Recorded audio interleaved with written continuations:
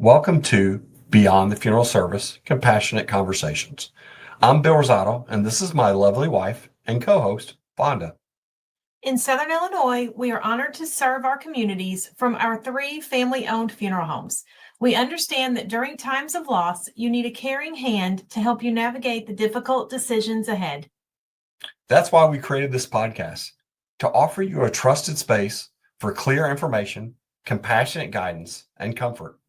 Each episode is a conversation designed to empower you, whether you're thoughtfully pre-planning or seeking support in a time of immediate need. We hope you'll join our community by subscribing today. Come join us for our latest conversation.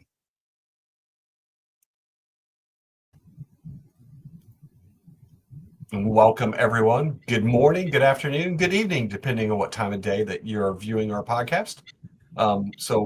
Welcome into our latest edition of our podcast. And I have a very special guest, Amanda Scheuer, with us today. How are you today, Amanda? I'm good. How are you? Doing great. So today's episode is going to be about Meet Your Neighbors, right? So we're going to learn what a funeral director actually does and why Amanda does it. So Amanda has joined us. Why should I explain? Why don't you just tell us a little bit about yourself, Amanda? I grew up in a military family. I am an Army veteran medic. I have a brother, a husband, and a little girl that I love very much. We live in rural Woodlawn.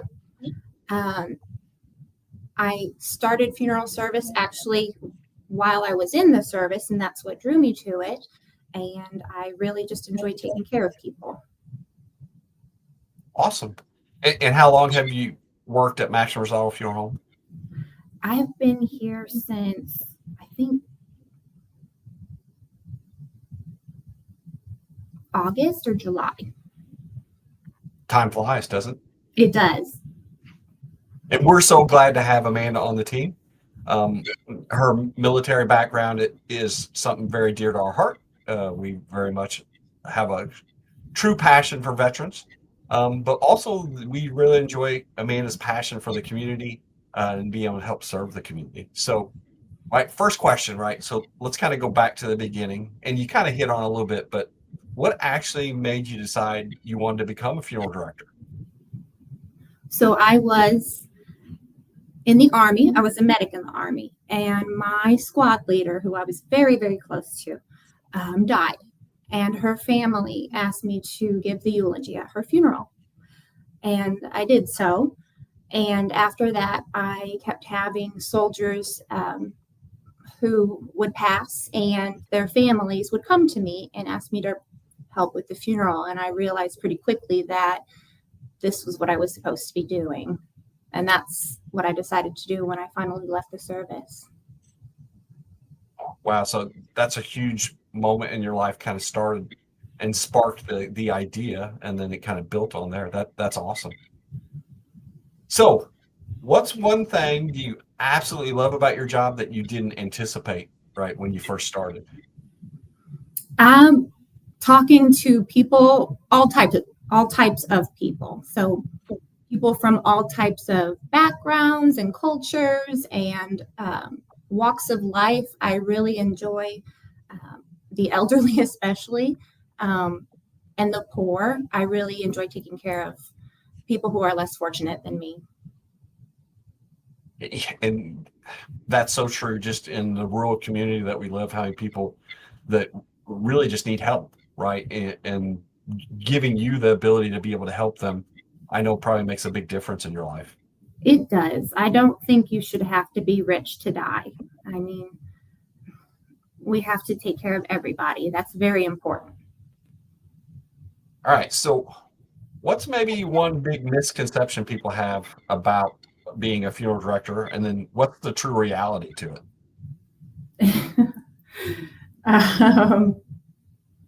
That we're all money hungry, crooked, and there are some that are that way.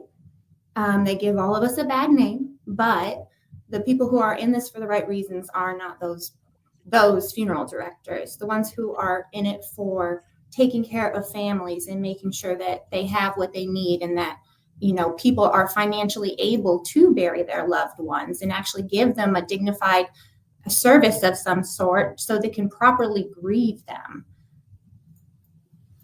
It's funny how you're right. There is a big misconception, and people think this is a money grabbing career, right? And it's not, right? It's pretty humble. It's a lot there of are, work. Yes.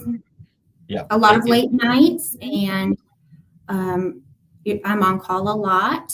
My family, I have the support of my family, which is very important because it is a lifestyle. It is not a career. You have to, be all in, and I am. And my family's so supportive of that, and they're just wonderful.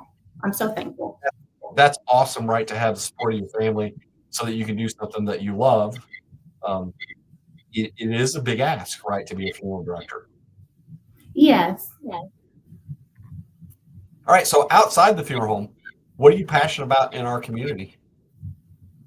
So I've really started getting to know the people on the Halloween parade committee because I'm on the Halloween parade. Well, I'm not on the committee, but I'm helping with it. So I've met a lot of people through that, and it's been a lot of fun, and just planning for it, getting volunteers. Again, I'm meeting different people from the businesses in town that I hadn't known before. That's been really nice. And really just taking care of things, the poor within our community is really heavy on my heart. Making sure our blessing box is full, and that they have food in the winter. I am thinking of things like that now. All right. So let's kind of get into some of the day-to-day. So if you had to describe your job to someone, how would you describe it and why? I come ready to serve. So I know as soon as I get up that I could be getting a call, and it could be, a family that's having a really hard time because they've just lost someone. And so if that's the case, I help them. I will go, take their loved one into our care or whatever it is they would like to do. I also make sure I set up a time for them to come in to make arrangements. I try to check with the state to see if they qualify for state aid before they get here, and just really walk the family through. And whenever I don't have a family, I'm usually doing paperwork. There's a lot of insurance paperwork in this, and just trying to reach out within our community and see what the community needs are here that I can help with. That's a lot, right? That's Yes. a lot to do in a week. Yes. All right. So when we think about it, right, a big part of a funeral director is planning that celebration of life. Can you kind of share maybe some examples of things that are memorable to you, right, as far as some of the tributes that you've been involved with in the past? I've had some very cool veteran tributes. Of course, veteran tributes are my favorite because I'm a veteran, but I feel especially honored because I'm a veteran to care for other veterans. So we've had really cool just caskets and things done with military rights and the folding of the flag. As far as like just memorial services, the family will bring in oftentimes memorabilia from their loved one's life, and we do really cool things. I've had hunters bring in their rifles and display those and things of that nature.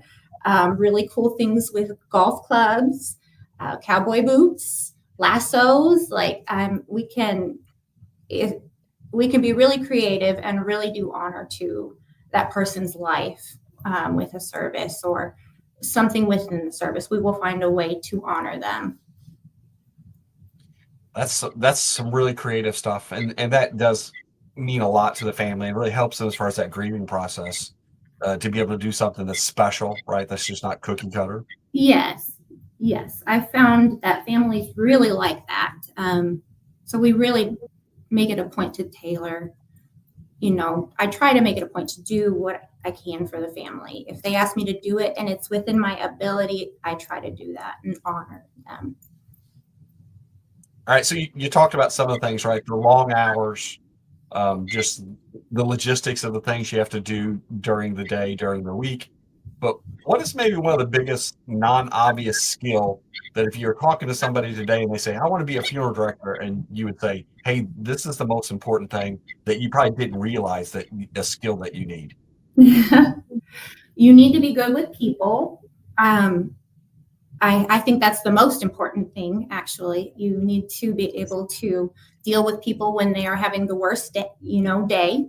So they may not be having, they may just be upset. You need to be able to work through that and comfort them. You really need to be good with people. That's the biggest thing. And then also you need to be strong. Like, you need to know that you can lift. You just need to know you can lift. I recommend not skipping leg day at the gym. Or you eat your Wheaties for breakfast? That's right. Yes. You need to be strong. Take care of yourself. So, kind of to the community, and I know the funeral home is very important, right, as far as arranging services, but maybe something that is important to the community that's kind of outside of just doing the funeral home stuff. What do you see as important role, right, as a funeral director in the community outside of arranging services? So really, like I said, I try to identify community needs. So my colleague and I have been going to the library. We meet people at the library quite a bit. We ask the ladies over there if there are needs within the community that people have expressed to them that we maybe could help with. So really, it's asking people what they need. And then really just trying to get involved in community groups. So like I said, the Halloween Parade Committee has been really, really wonderful. I've met some really wonderful people, and I'm continuing to look for just opportunities to get to know people through community outreach and things, anything we can do to help, really. Yeah, it's funny. People see it just as a business, but you're exactly right. We're a service to the community. We're servants, right? In Yes. a way just to help outside of just what we do on a regular basis. Yes. All right. So what is maybe one piece of advice? And it sounds like you've done a lot of funerals, grief planning, and so on. What is one piece of advice that you have for somebody as far as handling grief? You have to sit with it at some point and actually feel it.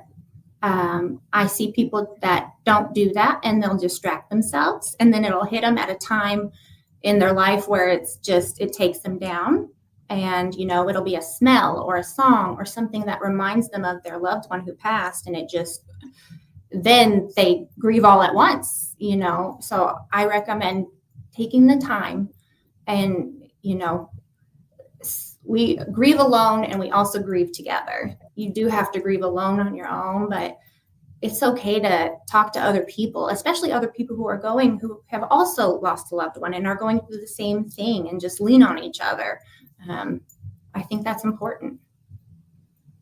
Well, I really appreciate your time today, and excited to kind of share who Amanda is with the community in this format of the podcast, and really enjoy the education that you've kind of given them. What's maybe one thing I should have asked, or one thing you just think you'd like to share beyond the questions that I asked you? Ooh. Tough question. I'm sorry. It's a tough question. I really don't know. What should people know about Amanda that maybe they don't know? I just like taking care of people. I just like to take care of people. That's awesome. Well, I appreciate you being on the podcast, and I hope you enjoyed it. I did. Thank you for having me. Well, thanks for everybody that attended and viewed our podcast today. We look forward to having you go ahead and follow us, right, and subscribe so that you can see more conversations. And we really feel this is important, right? Death is hard to talk about. And this is just a great safe place, right, in order to gain information, learn who we are, and just give you a better insight into what we do on a regular basis. Thank you much, Amanda. Thank you.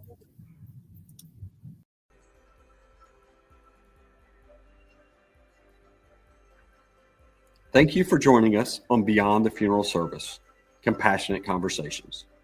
We genuinely hope today's discussion offered you clarity, comfort, or a moment for reflection. At Maxwell-Rosado and Johnson Hughes Funeral Homes, we're truly honored to serve our communities with transparent pricing and heartfelt care. Whether it's guiding you through prearrangements or providing support in a time of immediate need, we are here. If anything we discussed sparked a question, or if you'd like to learn more about our services at any of our 3 locations, please visit us online at maximrosado.com or johnsonhughes.com. You can also connect with us on Facebook. We're always ready to help. Don't miss our next episode. Be sure to subscribe wherever you listen to podcasts. Until then, take care, and we look forward to connecting with you again soon.